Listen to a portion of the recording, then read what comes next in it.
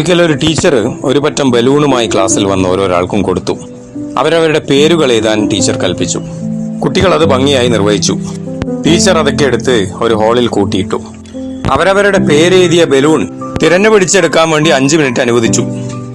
അവരവരുടെ പേരെഴുതിയ ബലൂൺ കിട്ടാൻ വേണ്ടി അവർ ധൃതി വെച്ചു. അങ്ങോട്ടും ഇങ്ങോട്ടും ഓടിക്കൂടി. സംഭവം വഷളായി. എല്ലാ കുട്ടികളും ഓടി തളരുന്നതിന്റെ ഇടയിലേക്ക് ടീച്ചർ രണ്ടാമത് വന്നു. ടീച്ചർ പറഞ്ഞു, ഞാനൊരു വഴി പറഞ്ഞു തരാം, നിങ്ങൾ ആരും തിരക്ക് കൂട്ടണ്ട. നിങ്ങൾക്ക് കിട്ടിയ പേരെഴുതിയ ബലൂൺ ആരുടേതാണോ അയാൾക്ക് കൊടുത്താൽ എല്ലാവർക്കും എല്ലാവരുടെയും ബലൂൺ എളുപ്പം കിട്ടും.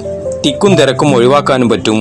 അതുപോലെ തന്നെ അവരവരുടെ ബലൂൺ എല്ലാവർക്കും പെട്ടെന്ന് കിട്ടുകയും ചെയ്യും. അങ്ങനെ തന്നെ സംഭവിച്ചു. ദ്രുതഗതിയിൽ കുട്ടികൾക്ക് അവരവരുടെ ബലൂണുകൾ കിട്ടി.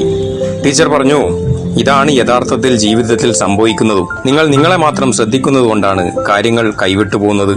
മറ്റുള്ളവരുടെ കാര്യത്തിലും കൂടി കുറച്ച് ശ്രദ്ധ ചെലുത്തിയാൽ, കുറച്ച് ഉപകാരം ചെയ്താൽ ആ ഉപകാരങ്ങളുടെ റിസൾട്ട് നിങ്ങളിലേക്ക് വന്നെത്തും.